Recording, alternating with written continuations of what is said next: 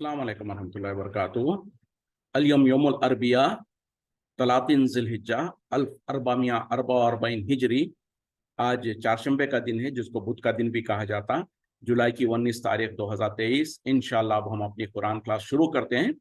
आज हम सूरह क़सस आयत नंबर 55 से इंशाअल्लाह शुरू करेंगे। बिस्मिल्लाहि वल्हम्दुलिल्लाहि वस्सलातु वस्सलाम अला अशरफिल अंबियाई वल मुरसलीन अम्मा बाद फ़अऊज़ु बिल्लाहि मिनश शैतानिर रजीम। रब्बि इश्रह ली सदरी वयस्सिर ली अमरी वहलुल उक़दतम मिन लिसानी यफ़क़हू क़ौली। रब्बी ज़िदनी इल्मा। आऊज़ु बिल्लाहि मिनश शैतानिर रजीम। व इज़ा समिउल लग़वा, और जब वो सुनते हैं बेहुदा बात, आरज़ा अन्हु, वो एराज करते हैं उससे, यानी किनारा कशी कर लेते हैं उससे। व खालू, और वो कहते हैं, लना आमालुना, हमारे लिए हमारे आमाल, व लकुम आमालुकुम, और तुम्हारे लिए तुम्हारे आमाल। सलामुन अलैकुम, सलाम हो तुम पर। ला नब्गिल जाहिलीन, हम नहीं चाहते उलझना जाहिलों से, यानी हम जाहिलों के साथ झगड़ा नहीं करना चाहते, उलझना नहीं चाहते। इससे पहले जो अल्लाह ताला ने नेक लोगों की सिफत बयान की थी, खास तौर पे वो लोग जो कि अहले किताब में से थे, जिनको पहले जो सो तौरात या इंजील दी गई थी, यानी जो पहले जो सो यहूदी या नसरानी थे। उसके बाद उनको जब उनके सामने कुरान पेश किया गया, तो वो फौरन कहने लगे कि हम तो इसके ऊपर ईमान ले आए, और हम थे ही जो सो पहले से ईमान वालों में से थे। तो उस तरीके से फिर उनकी सिफत बयान की गई थी कि वो जो सो अल्लाह के रास्ते में खर्च करते हैं, और वो जो सो नेकी बुराइयों को नेकी से बदलते हैं, और वो सब्र करते हैं। तो ऐसे नेक लोगों के बारे में अब और एक सिफत उनकी ये बयान की जा रही है कि जब कभी भी वो किसी बेहुदा चीज से उनका सामना होता है, तो वो जो सो उसे एराज करते हैं, उसे किनारा कशी कर लेते हैं, और फौरन कहते हैं कि हमारे लिए हमारे आमाल, तुम्हारे लिए तुम्हारे आमाल, और हम जो सो सलाम हो तुम पर, हम जाहिलों से उलझना नहीं चाहते। तो ये नेक लोगों की सिफत बयान की जा रही है। इसका मतलब क्या है? अगरचे कि ये तारीफ उन अहले किताब की गई, तो ये सिफतें क्योंकि नेक है, हमको भी चाहिए कि हम भी कोशिश करें हत्तल इम्कान इन नेक सिफतों को अपने अंदर ले आए। कि कौन कौन सी? पहले जिसे कहा गया था ना कि वो लोग जो सब्र करते हैं, और हमको भी चाहिए कि हम सब्र करें। किस चीज पर सब्र करें? सबसे पहले तो जो दीन पर चलने में, दीन की वो अहकामात पर चलने में जो मुश्किलात और तकलीफात आती है, उस पर सब्र करें। और उसी तरीके से उसके अलावा मुतलकन हर वो चीज में सब्र करें जो दुनिया में, जिसको हम कहते हैं ना कि सब्र करना चाहिए, भाई वो बहुत सब्र करता है, उस पर ये फला मुसीबत फला तकलीफ आई तो भी वो सब्र करता है। तो ये एक सब्र करना। बल्कि क्या है वो, वल असर, सूर्य असर जो है ना, उसके अंदर जो अल्लाह ताला ने सिफत बयान किया कि कामयाब होने वाले लोगों की जो 3 सिफतें बयान किया गया, उसमें वो एक सिफत यही है कि जो सब्र करते हैं, यानी दीन पर चलने में और दीन के खिलाफ जो चीजें हैं उससे बचने में जो मुश्किलात और तकलीफात आती हैं, उसमें सब्र करना। यानी अहकामात पर पाबंदी करना, जैसे नमाज रखना है, नमाज पढ़ना है, रोजा रखना है, ज़कात देना है, ये चीजें करने की है, इस पर भी सब्र करने की जरूरत पड़ती है। क्यों? कि नफ्स तो चाहता है कि नमाज का वक्त है, इंसान जो सोना पसंद करेगा फजर का वक्त में, उसी तरीके से दूसरे वक्तों में, उसी तरीके से माल है, अल्लाह ताला का हुक्म है कि सदका खैरात करो, ज़कात अता करो, लेकिन दिल को पसंद है कि भाई उसको जमा के रखो। उसी तो पता क्या चला कि अहकामात पर पाबंदी करने में भी सब्र करने की जरूरत पड़ती है। उसी तरीके से जिनसे रोका गया, मिसाल के तौर पे जिना करना, शराब पीना, हराम खाना, ये सब चीजों के तरफ इंसान का जो सो ख्वाहिश होती है, इंसान चाहता है कि उसमें मुब्तला हो, लेकिन चूंकि अल्लाह का हुक्म है इससे बचना है, तो उससे बचने में भी सब्र करने की जरूरत पड़ती है। यानी अपने नफ्स को मारना, लोगों के ताने सुनना, उसके बावजूद भी बचते रहना, तो अल्लाह के अहकामात पर सब्र करना। दूसरी बात यह है कि जो सो नेकी, बुराई को नेकी से बदल देना, ये एक बहुत बड़ी बात है। सामने वाला आपको गाली दे रहा है, آپ اس کو دعا دیں. سامنے والا جو سو آپ کے اوپر پتھر اٹھا رہا ہے آپ اس کے حق میں دعا کریں. اس طریقے سے یعنی اور برائی جہاں کہیں بھی کوئی برائی ہوتی ہے برائی کو جو سو نیکی سے بدل دینا یہ بہت بڑی صفت ہے. اسی طریقے سے جو اللہ تعالیٰ نے رزق دے رکھا ہے اس میں جو سو اس میں سے اللہ کے راستے میں خرچ کرنا. ایک تو ہوتا ہے فرضی زکوٰۃ جو کہ فرض لازم ہے دینا ہی دینا ہے, نہیں دیں گے تو پکڑے جائیں گے سزا ہوگی. لیکن اس کے وہ تو بہت ہی چند لوگوں کے لیے یا ایک خاص مخصوص طبقے کے لیے ہی ہوگا, یعنی ایک سرٹن پرسنٹیج آف مسلمانوں کے اوپر زکوٰۃ فرض ہوگی. لیکن عوام الناس جو ہے ان کے اوپر نفلی صدقات ہمیشہ واجب ہے. اور ایسا نہیں ہے کہ کوئی مالدار ہے اس نے زکوٰۃ دے دیا تو بس اس کو اب کوئی صدقہ خیرات کرنے کی ضرورت نہیں ہے. نہیں, وہ تو جو فرض تھا وہ تو دے دیا, نہیں دینے پر تو اس کو سزا تھی. اس کے علاوہ بھی جب بھی جہاں بھی ضرورت پڑے گی تو اللہ کے راستے میں خرچ کرے, صدقہ خیرات کرے. اسی طریقے سے جو صاحب نصاب نہیں ہے, جس کے اوپر زکوٰۃ فرض نہیں ہے, ان کو بھی چاہیے کہ ان کے پاس بھی جتنا بھی جو مال ہے اس میں سے جتنا ہو سکتا ہے تھوڑا بہت جہاں پر جیسے ضرورت ہے وہ خرچ کرتے رہیں اللہ کے راستے میں. تو یہ بھی ایک بہت بڑی صفت ہے. اس کے بعد یہ ہے کہ اگر کوئی بےہودہ کام کو, بری چیز کو دیکھیں تو اس سے کنارہ کشی کر لیں, اس کے اندر مبتلا نہ ہو جائے, اس کے اندر نہ دل لگا لیں, نہ اس کے ساتھ جو سوچ میں اپنے آپ کو پھنسائے, بلکہ اس سے اعراض کر رہے ہیں, اس سے دور ہو جائیں, اس سے اپنے آپ کو موڑ لیں اور پھر اس کے بعد میں کہیں کہ ہمارے لیے ہمارے اعمال, تمہارے لیے تمہارے اعمال, اور یہ کہ جو سو ہم تم کو سلام کرتے ہیں اور ہم جو سو جاہلوں سے الجھنا نہیں چاہتے. مطلب کیا ہے کہ اگر کوئی جاہل آدمی ہے, کوئی جو سو شرابی ہے, کبابی ہے, اور جو سو اسی طریقے سے گناہ گار ہے, زنا کرنے والا, شرک کرنے والا, اب ہوگا یہ کہ اگر ہم اس کے ساتھ الجھیں گے تو ہو سکتا ہے وہ آپ کے بھی اعمال کو برباد کر دے, یا آپ کو ایسی الجھنوں میں ڈال دے, آپ کو ذہنی طور پر, جس کی وجہ سے آپ کے اعمال بھی پھر, یا آپ کا ایمان متزلزل ہو جائے, یا آپ کا اعمال جو سو کم ہو جائے اس طریقے سے. تو ایسی صورت میں پھر انسان دور سے ہی ان کو سلام کر کے نکل جائے. سلام سے مراد یہاں پر وہ نہیں ہے کہ ہم اس کے حق میں دعا دے رہے ہیں, یا جیسے دعائی جو ہم عام طور پہ ایک دوسرے کو سلام کرتے ہیں تو یہ تو بہرحال ایک دوسرے کو دعا دے رہے ہوتے. یہاں پر اس معنی میں نہیں ہے, بلکہ اپنے آپ کو ان سے بچانا اور اپنے دامن کو ان سے بچا کر بھاگ نکلنے کی صورت میں ان کو دور سے ہی سلام کر کے نکل جانا, اس طریقے کا یہ رویہ ہے. یعنی ہم ان کے قریب نہیں جائیں گے, ان سے الجھیں گے نہیں, ان سے گفتگو نہیں کریں گے, کیونکہ ایسا نہ ہو کہ ہمارے بھی اعمال برباد ہو جائے یا ہم ان کے ساتھ متاثر ہو جائیں. تو یہ صفتیں ہیں جو اچھے لوگوں کے, نیک لوگوں کی صفتیں ہیں, اور ہم کو بھی چاہیے کہ ان نیک صفتوں کو اپنائیں. اب جو اگلی آیت ہے اس میں میں آپ لوگوں کی توجہ چاہوں گا, بہت ہی اہم آیت ہے, اور کس کو مخاطب ہو کے کہا جا رہا ہے, کیا کہا جا رہا ہے, اس کو ذرا ہم غور سے سنیں تو ہمارے احوال اور ہمارے حالات درست ہو جائیں اور ہم حقیقت کو پہچان سکے. کیا ہے؟ انک لا تہدی, اے نبی صلی اللہ علیہ وسلم بے شک آپ, انکا یعنی آپ, یعنی نبی صلی اللہ علیہ وسلم کو اللہ تعالیٰ مخاطب ہو کے کہہ رہے ہیں بے شک آپ لا تہدی ہدایت نہیں دے سکتے, من احببتا جسے آپ محبت کرتے ہیں, جسے آپ پسند کرتے ہیں, یا جسے آپ چاہتے ہیں, ولکن اللہ اور لیکن اللہ, یہدی من یشاء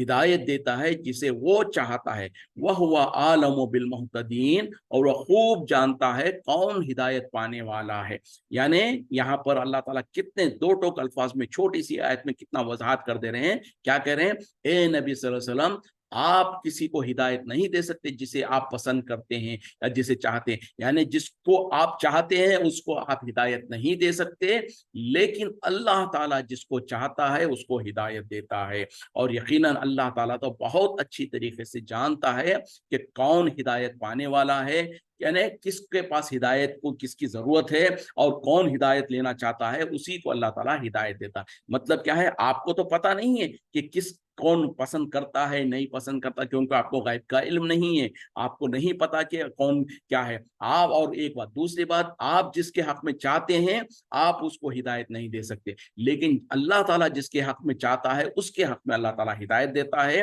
اور اللہ تعالیٰ چونکہ غیب کا اور حاضر کا سب کچھ جاننے والا ہے, اور اللہ अल्लाह ताला बहुत अच्छी तरीके से जानता है कि किसको हिदायत की जरूरत है, कौन हिदायत का तलबगार है, उसी को हिदायत देता है। ऐसा नहीं है कि अल्लाह ताला जिसको हिदायत देना चाहता है हिदायत देता है, लेकिन जो हिदायत की तरफ चलता ही नहीं, जिसको हिदायत की फिक्र ही नहीं है, जिसको हिदायत की ख्वाहिश ही नहीं है, उसको पकड़कर जोर जबरदस्ती करके अल्लाह ताला उसको हिदायत दे दे, ऐसा नहीं है। और इसके बरक्स वो भी नहीं है कि कोई इंसान हिदायत चाहता हो, हिदायत की तरफ चलना चाहता हो, कोशिश करना चाहता हो, हिदायत के लिए तलाश करता हो और अल्लाह ताला उसको हिदायत की तरफ ना लगाए, उसको छोड़ दे, ऐसा भी नहीं है। तो पता क्या चला, अल्लाह ताला उसी को हिदायत देता है जो हिदायत की कदर करता है, हिदायत तलब करता है, हिदायत की तरफ आना चाहता है। और जो नहीं आना चाहता तो फिर ऐसों को तो अल्लाह ताला अल्लाह ताला ना परवाह करता है, ना उनको हिदायत देता है। अब इस आयत के अंदर जो वजाहत की जा रही है, इसको जरा गौर से सुने और इसको समझने की कोशिश करें कि नबी सल्लल्लाहु अलैहि वसल्लम को मुखातिब होकर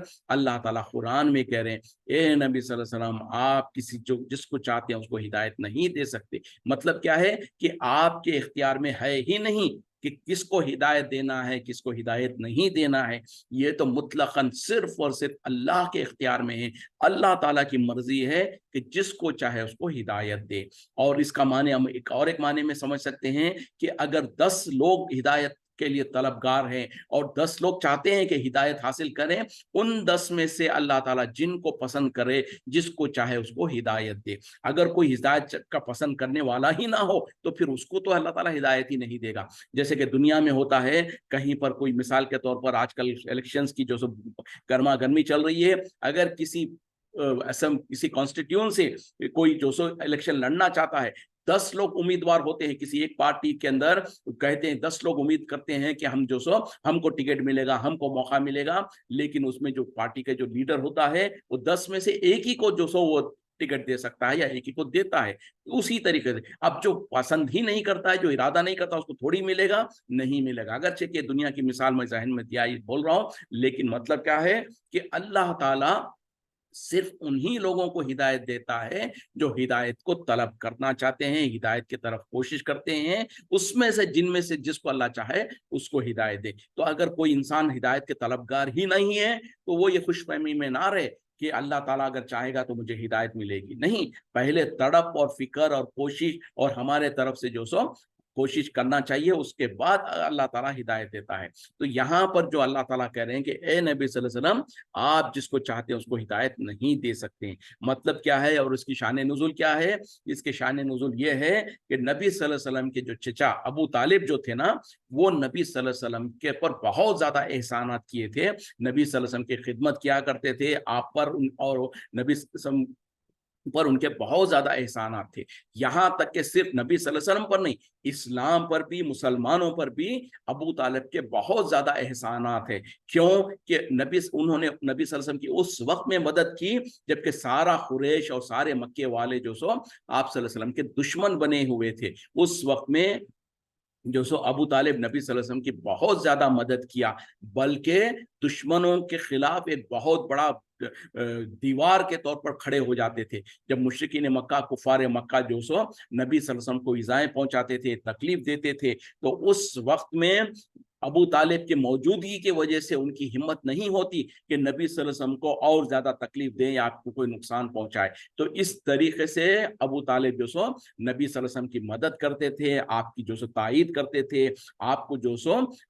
आपके लिए बेहतरीन मजबूत दीवार के तौर पर और आपकी मजबूत चट्टान के जैसा आपके लिए मदद किया करते थे। और क्योंकि नबी सल्लल्लाहु अलैहि वसल्लम के वालिद का आपके पैदाइश से पहले ही इंतकाल हो गया था, उसके बाद जब आप पैदा हुए तो पहले तो आपके दादा आपकी परवरिश करते रहे, लेकिन कुछ अरसे के बाद जब दादा का इंतकाल हो गया तो अबू तालिब ही थे जो नबी सल्लल्लाहु अलैहि वसल्लम की परवरिश भी करते रहे, यहाँ तक कि आप जवान होकर आपने जब दीन की तबलीग करना शुरू किया, उस वक्त में जब मुसीबतें और तकलीफें आती थी, लोग आपकी दुश्मनी पर उतर आए थे, आपको ईज़ा पहुंचाते थे, तो उस वक्त में अबू तालिब नबी सल्लल्लाहु अलैहि वसल्लम के लिए ढाल का काम करते थे, आपके लिए आपकी हिफाजत करते थे और आपको मदद करते थे। बल्कि कहते थे, ए मेरे भतीजे तू जो चाहे जैसा चाहे तू काम कर, तू अपनी तबलीग और अपना जो मिशन है उसको चलाते रहे, किसी की हिम्मत नहीं होगी कि तेरे खिलाफ कोई कदम उठाए जब तक कि मैं जिंदा हूं, यानी मेरी लाश पे से गुजर के उनको तुझ तक आना पड़ेगा। तो इस तरीके से वो आपको हिम्मत दिलाते थे, आपकी मदद करते थे, आपका साथ देते थे, आपका ताउन करते थे। लेकिन ये एक तरफ उनकी खूबी थी, अच्छाई थी, और इसी अच्छाई इसी खूबी की वजह से नबी सल्लल्लाहु अलैहि वसल्लम यकीनन उनसे बहुत ज्यादा मोहब्बत करते थे। आप जो सो उनकी बहुत ज्यादा उनकी फिक्र करते थे। और सबसे पहले, और देखें, मोहब्बत जब किसी से होती है तो उसके लिए हमारी फिक्र सबसे पहले क्या होनी चाहिए कि उसके दीन की फिक्र हो, उसकी आखिरत की फिक्र हो। आज हमारा मामला क्या होता है, हमको अपने रिश्तेदारों से, अपने दोस्त अहबाब से बहुत मोहब्बत होती है, लेकिन हम क्या करते हैं, और वहां पर हम उनको देखते भी हैं कि वो गुमराही में पड़े हुए हैं, जलालत में पड़े हुए हैं, शिर्क बिदात में पड़े हुए हैं, लेकिन हमारा मुंह नहीं खुलता उनके सामने। हम मुरवत कर जाते हैं, हम समझते हैं कि भाई इनको अगर हम मुंह खोल के बोल देंगे कि तुम गलत काम कर रहे हो, तुम शिर्क कर रहे हो, तुम बिदात कर रहे हो, तो हो सकता है उनको बुरा लग जाए, हो सकता है वो हमारे बड़े हैं तो हम उनके सामने अपना मुंह कैसा खोलें, हम उनको कैसे बताएं, तो हम मुरवत करते हैं। बल्कि हम क्या करते हैं, दीन के बारे में सोचते ही नहीं, उनकी फिक्र करते, दुनिया के बारे में हम करेंगे कि उनको अगर कोई पैसों की जरूरत है पैसा दे दिया, उनको कोई और चीज की खिदमत करनी है खिदमत कर देते हैं। बेशक ये भी करो, लेकिन इससे पहले अगर आपको यकीनी तौर पर और हकीकत में किसी से मोहब्बत है तो सबसे पहली चीज जो आप उनकी फिक्र करनी है उनकी आखिरत के बारे में है, उनके दीन के बारे में है। कहीं अगर उनके दीन में कोई नुक्स है, उनकी आखिरत बिगड़ रही है, वो जो सो दुनिया में जो सो कोई शिरकिया बिदअत काम कर रहे हैं, तो सबसे पहले हमारी फिक्र होनी चाहिए, हम तड़प जाना चाहिए कि इनसे मेरे को तो मोहब्बत है, लेकिन ये जो सो गुमराही में पड़े हुए हैं, और अगर इसी हालत में उनका इंतकाल हो गया तो अल्लाह ताला क्या मामला क्या करेगा अल्लाह हमको पता है। वो जहालत में है, वो नादानी में है, तो लिहाजा हम उनके लिए फिक्र करें, तड़पें, चाहे वो हमारे माँ बाप हो, चाहे वो हमारे भाई बहन हो, चाहे हमारे रिश्तेदार हो, जो भी हो, उनके साथ जो हमारा रिश्ता है उस रिश्ते का लिहाज रखते हुए, उसके साथ अदब व एहतराम से, लेकिन उनके सामने बात को बताएं, उनको समझाएं। अभी देखें नबी सल्लल्लाहु अलैहि वसल्लम का मामला क्या है, नबी अंदाजा करें, नबी सल्लल्लाहु अलैहि वसल्लम वो आपके चचा है, अबू तालिब आपके चचा है, और वो चचा जो आपको पाले, आपको बड़ा किए, और उसके बाद में मुसीबत और तकलीफ जब सारा कुरैश और सारा मक्का आपके खिलाफ है, उस वक्त में आपकी तायीद कर रहे हैं, आपकी मदद कर रहे हैं, ऐसे चचा के सामने नबी सल्लल्लाहु अलैहि वसल्लम ने उनके सामने दीन को पेश किया, उनके सामने दीन की तबलीग किया, उनको बताया कि ए चचा ला इलाहा इल्लल्लाह कह दो तुम कामयाब हो जाओगे। बल्कि हालत ये हो गई कि जिंदगी में तो उनको हिदायत की तरफ बुलाते रहे, यहाँ तक कि आखिर में उनकी मौत का जब वक्त आ गया, जब सकरातुल मौत में मुब्तला थे और वो बिस्तर मर्ज पर थे, उस वक्त में भी जो सो हजरत नबी सल्लल्लाहु अलैहि वसल्लम उनके करीब गए और कहा कि ए मेरे चचा, अब आपका आखिरी वक्त है, कम से कम इसी वक्त से ही आप कलमा पढ़ लीजिए, ला इलाहा इल्लल्लाह कह दीजिए, हो सकता है कल क़यामत में मैं आपके लिए कोई जरिया बन जाऊं, कोई वसीला बन जाऊं, कोई मैं आपके लिए अल्लाह के सामने सिफारिश कर सकूं। देखिए नबी सल्लल्लाहु अलैहि वसल्लम की कितनी तड़प है, कितनी मोहब्बत है अपने चचा से। अब ये नहीं कहा कि अब उनका तो आखिरी वक्त है, अब क्या हो सकता है, ये है, और अगर मैं अब कहूंगा तो ये तो मुझको बुरा मान जाएंगे, नहीं, ये तड़प और फिक्र थी कि इस आखिरी वक्त में भी कम से कम अगर वो जो सो तौबा कर लें और ला इलाहा इल्लल्लाह का इकरार कर लें, तो हो सकता है मैं अल्लाह के सामने उनके लिए सिफारिश कर सकूं, हो सकता है मैं उनके लिए वो जो सो कल क़यामत में वसीला बन सकूं। और इस तड़प और इस गरज से जो सो जब वो बिस्तर में मौत के हालत में मौजूद थे, सकरातुल मौत के वक्त में, तो उस वक्त में भी नबी सल्लल्लाहु अलैहि वसल्लम ने उनसे कहा कि ए चचा कह दो ला इलाहा इल्लल्लाह, कम से कम मेरे कान में ही सही पढ़ दो। लेकिन उस वक्त में हुआ क्या, वहां पर उसी जगह पर जो सो अबू तालिब के इर्द गिर्द में जो सो मुशरिकीन मक्का जो थे वो बैठे हुए थे, और वो जो सो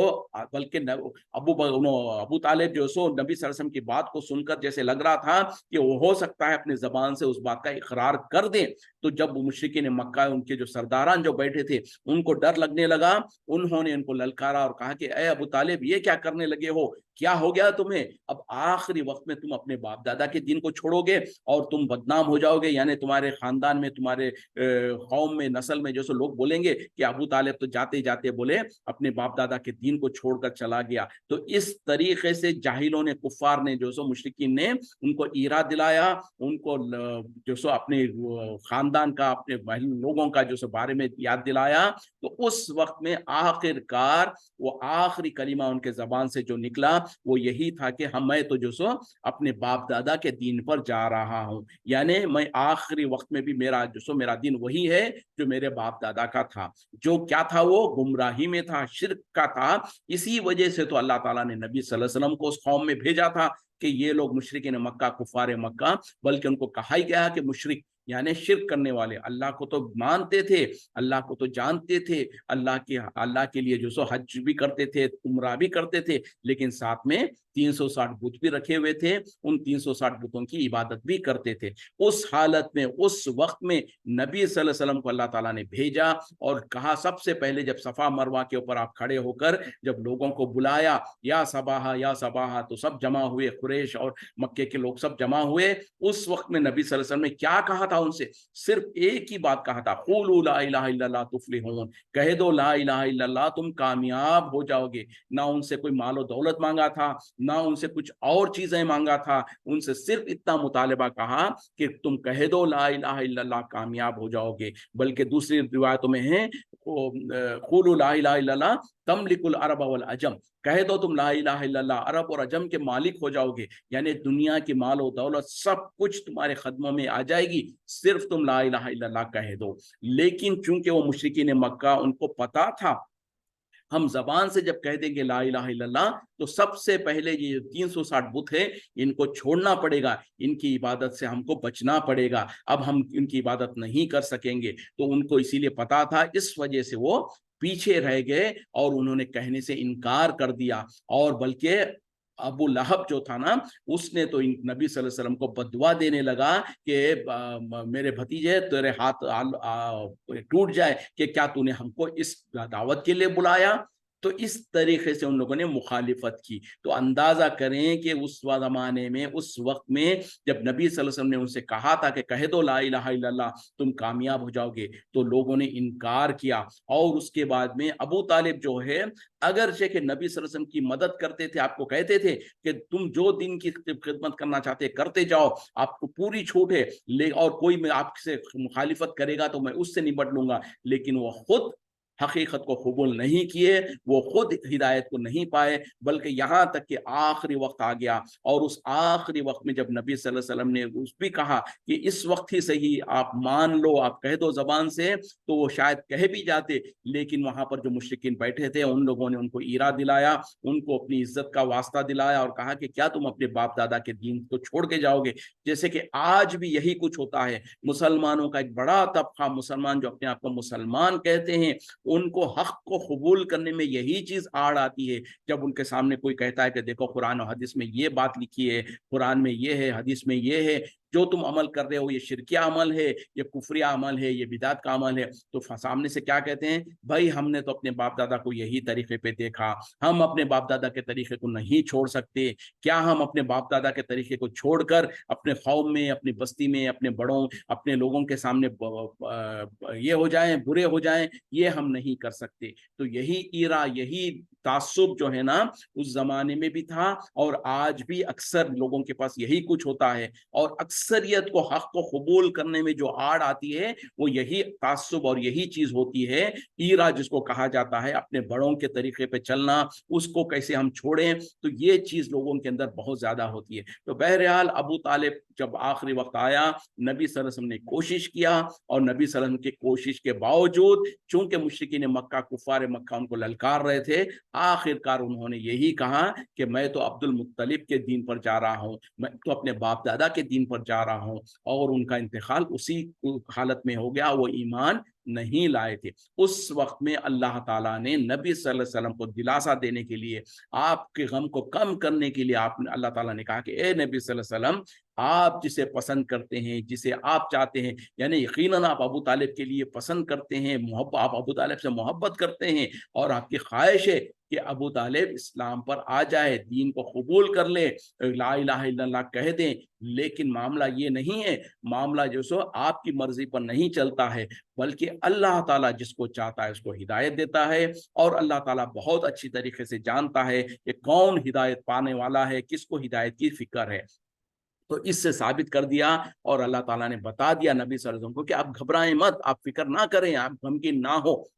یہ تو ان کے مقدر کا معاملہ تھا، اور اللہ تعالیٰ بھی ان کے مقدر میں ان کی جو سو ہدایت نہیں لکھی تھی، اور وہ خود بھی ہدایت کے طلبگار نہیں تھے، لہٰذا ان کو ہدایت نہیں ملی۔ ہدایت کا دینا آپ کے اختیار میں نہیں ہے، ہدایت کا دینا تو اللہ کے اختیار میں ہے۔ اب یہ قرآن کی آیت ہے، میرے اور آپ کی کوئی قصے کہانی نہیں ہے، کسی مولوی کی کتاب میں لکھے ہوئے جھوٹے سچے واقعہ نہیں ہے، بلکہ قرآن کی آیت ہے۔ اور ہم میں سے ہر وہ انسان، جس بھی آپ مولوی کی جس کی بھی تفسیر کو آپ پسند کرتے ہیں، ان کی تفسیر جا کر اٹھا کے دیکھیں، اس آیت کی تفسیر میں وہی بات لکھی گئی ہے، وہی شان نزول میں وہی لکھا گیا ہے کہ ابو طالب کا جب وقت آیا تو اس وقت میں جب وہ اسلام نہیں قبول کیے تو اللہ تعالیٰ نے اس آیت کو نازل کیا، اور یہ ابو طالب کے بارے میں ہے، اور اللہ تعالیٰ نبی صلی اللہ علیہ وسلم کو دلاسا دینا چاہتے ہیں کہ آپ کے خواہش کرنے سے کچھ نہیں ہوتا ہے۔ آپ تو یقیناً چاہتے تھے کہ ابو طالب اسلام لے آئے، اسلام قبول کرے،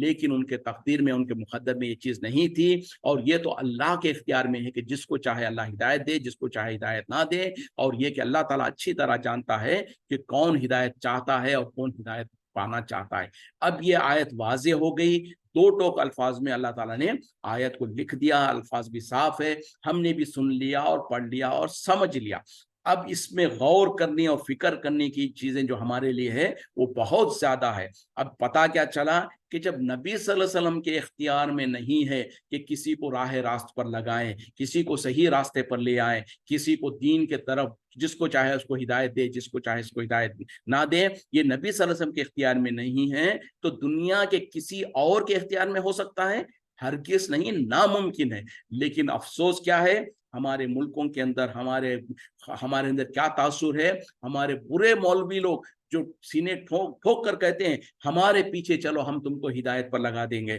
ہمارے پیچھے چلو ہم تم کو جنت میں لے کے جائیں گے، یعنی سرٹیفکیٹ دے رہے ہوتے ہیں، ڈنکے کے چوٹ پر کہہ رہے ہوتے ہیں کہ ہمارے پیچھے چلو ہم تم کو جنت میں لے جائیں گے، ہمارے پیچھے چلو ہم تم کو صحیح راستہ دکھا دیں گے، جیسے کہ ان کو خود اپنے بارے میں گارنٹی ہو کہ وہ صحیح راستے پہ ہے۔ دنیا میں کوئی انسان کیا گارنٹی دے سکتا ہے کہ ہم صحیح راستے پر ہیں؟ ہرگز نہیں۔ کیوں کہ اللہ بہتر جانتا ہے، ہم تو کوشش کرنا ہمارا کام ہے، ہمارے پاس جتنا علم ہے اس کے مطابق ہم حق کو اپنانے کی کوشش کر سکتے ہیں، حق پر چلنے کی کوشش کر سکتے ہیں، لیکن کیا واقع ہم حق پر ہے؟ کوئی گارنٹی نہیں ہے۔ صحابہ اکرام تک جو سو فکر مند ہوا کرتے تھے، وہ صحابہ جن کے بارے میں دنیا میں اللہ تعالیٰ نے خوشخبریاں دے دیا تھا، ان کو بشارتیں دے دیا تھا کہ وہ جنتی ہے، اس کے باوجود ان کی حالت کیا تھی کہ وہ آئے دن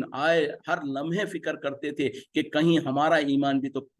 کمزور تو نہیں ہے، کہیں ہم تو منافق تو نہیں ہو گئے۔ جیسے عمر رضی اللہ عنہ کے بارے میں مشہور ہے کہ ایک صحابی کو نبی صلی اللہ علیہ وسلم نے آخری وقت میں کچھ لوگوں کے نام بتا دیے تھے کہ جو لوگ منافق ہے۔ منافق کس کو کہتے ہیں؟ جو ظاہری طور پر تو ایمان کا دعویٰ کریں لیکن حقیقت میں وہ ایمان والا نہ ہو، اور اس کا ٹھکانہ جہنم ہے۔ تو نبی صلی اللہ علیہ وسلم نے آخری وقت میں ایک صحابی کو جو سو کچھ نام بتا دیے تھے کہ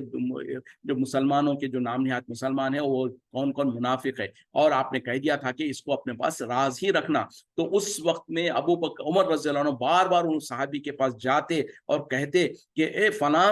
تم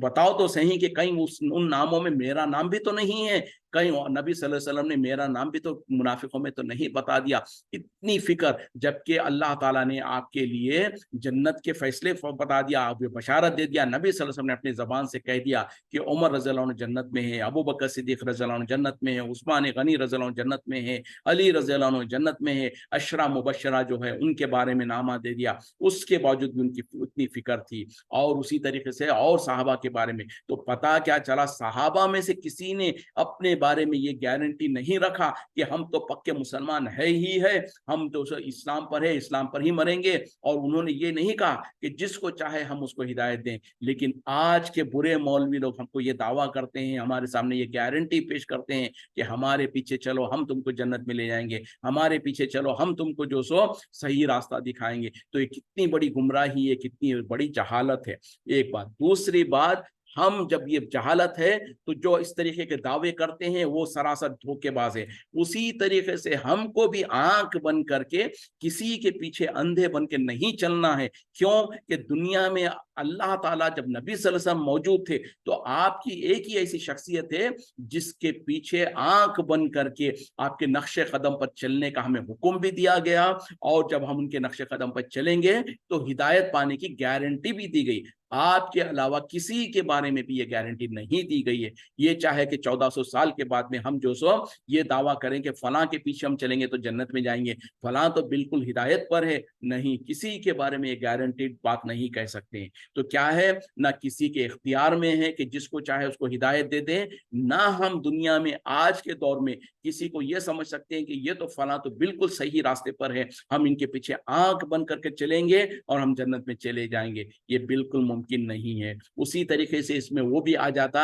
जो आज लोगों ने अपने आप को इमामों के पीछे 4 इमाम का नाम लेकर 4 हिस्सों में बांट लिया है। हम फला इमाम को मानने वाले, हम फला को इमाम को मानने वाले, फला फला को मानने वाले, और हर एक ने ये दावा किया हम ही जन्नती है, बाकी सब गुमराह है। और फिर जबकि वो चारों इमामों ने कभी ये दावा नहीं किया था कि हम बिल्कुल सही रास्ते पर है, हमारे पीछे चलो तुम जन्नत में जाओगे, किसी भी इमाम ने ये नहीं कहा, बल्कि हर इमाम ने यही कहा कि देखो मेरे इल्म के मुताबिक जो मुझको सही समझ में आया मैंने तुम्हारे सामने दीन की बात को रखा है, दीन की तबलीग को पेश किया है। लेकिन मेरे मरने के बाद आगे मुस्तकबिल में अगर मेरी कोई बात कुरान और हदीस से टकराती है या मेरे बात के खिलाफ कुरान और हदीस तुमको मिलती है तो वही मेरा तरीका है, वही मेरा दीन है, वही मेरा मसलक है, वही मेरा फतवा है।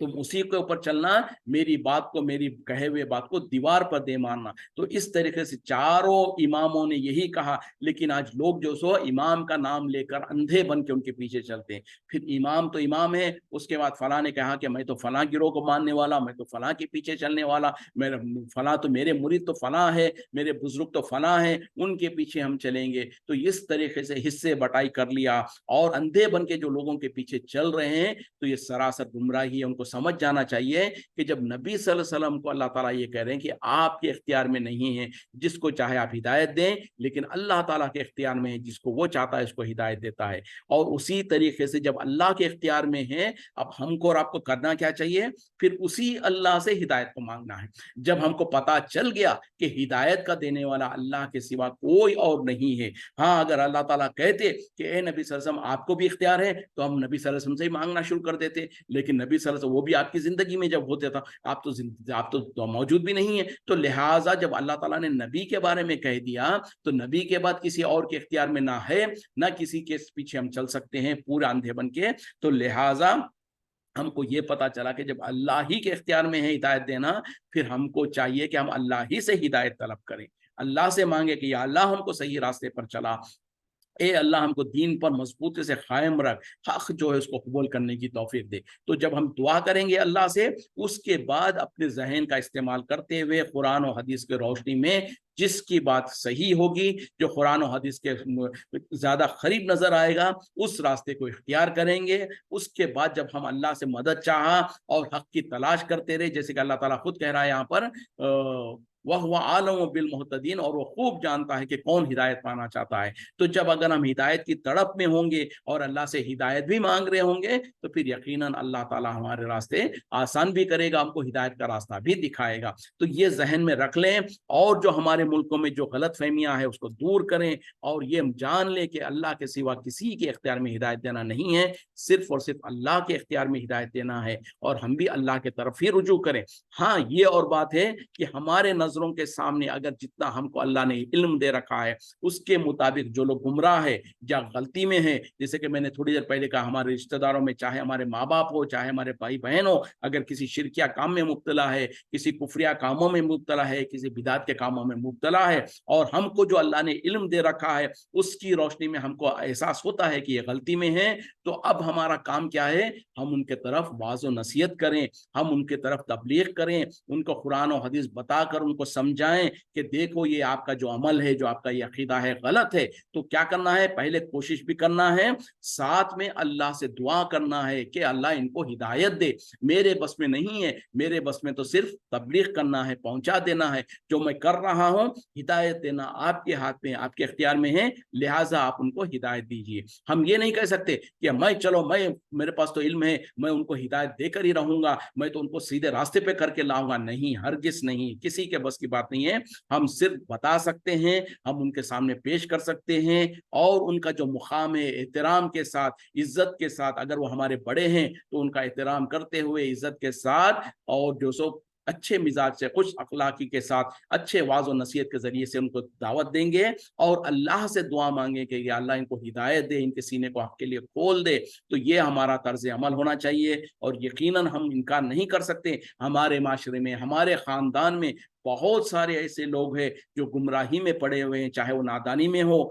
चाहे वो अपने बाप दादा के गुरूर और तकब्बुर में है कि हमारे बाप दादा ही सही, हम उनके तरीके पे चल रहे हैं। तो अगर ऐसा है तो उन लोगों के तरफ अच्छे अखलाक से, अच्छे तरीके से उनके तरफ बात को रखना है, और उनके लिए अल्लाह से दुआएं मांगना है कि या अल्लाह उनके भी सीनों को बात के लिए खोल दे। तो बहरहाल बहुत अहम आयत है, वक्त खत्म हो रहा है, वरना तो इस पर जितनी बात की जाए कम है, और जितना हम इसको गौर व फिक्र करेंगे, जितना हम इसको समझने की कोशिश करेंगे, उतना ही हमारे अकीदे भी दुरुस्त होंगे, हमारे अमाल भी दुरुस्त होंगे, और हम हक को कबूल करने के लिए करीब होंगे। अल्लाह ताला हम सबको जो सो कहने सुनने से ज़्यादा कुरान और हदीस की रोशनी में हक बात को हक जानकर उस पर अमल करने की तौफीक अता फरमाए, बातिल को बातिल जानकर उससे बचने की तौफीक अता फरमाए। अल्लाहुम्मा अरिना हक्का हक्कन वरज़ुक़नी इत्तिबाअन व अरिना बातिला बातिलन वरज़ुक़नी इज्तनाबा व आखिरु दावाना अनिल हम्दुलिल्लाहि रब्बिल आलमीन। सुब्हानका अल्लाहुम्मा व बिहम्दिका अशहदु अन ला इलाहा इल्ला अंता अस्तगफिरुका व अतूबु इलैक। अस्सलामु अलैकुम व रहमतुल्लाहि व बरकातुहू।